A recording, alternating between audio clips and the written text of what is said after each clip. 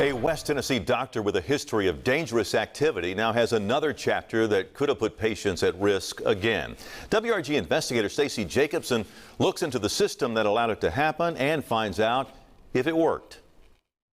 A doctor with a mugshot. It's not what you typically see when you think of someone who treats people with cancer. In 2014, Dr. Omar Ahmad was working at his private practice when state documents say staff noticed irregular behavior, including delusions. He started getting psychiatric help, but continued seeing patients. It says that led to dangerous consequences, like him missing chemotherapy appointments and failing to order needed tests.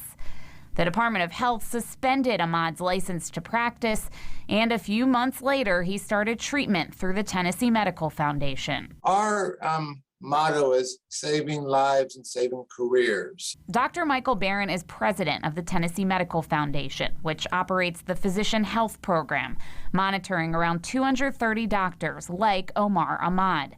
Documents show therapists diagnosed Dr. Ahmad with psychosis. We use what's called accountability, consistency, and excellence. According to Barron, the monitoring can include toxicology reports, therapy, and psychiatric management. We have an 85% success rate at 5 years. The foundation monitored his therapy, and 2 years in 2016, Ahmad ran into legal trouble, facing criminal charges for allegedly threatening to kill a judge.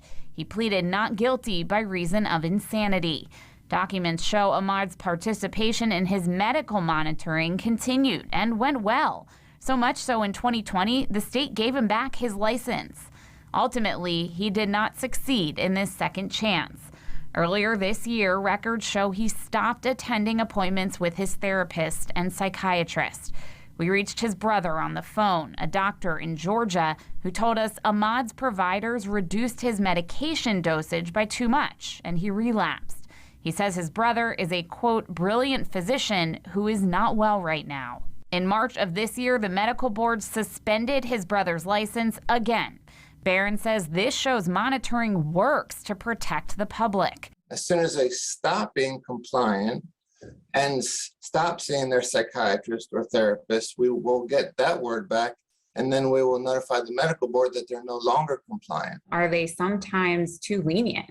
I think the complaints we get is that we're too rigid. Should someone with that drastic of a diagnosis be treating patients at all? If their illness is being appropriately treated, I cannot comment on a particular case, and there are illnesses where a physician should not practice, such as advanced dementia. In fact, Barron argues a doctor under state monitoring is safer for the public than any other. Stacey Jacobson, WREG News Channel 3.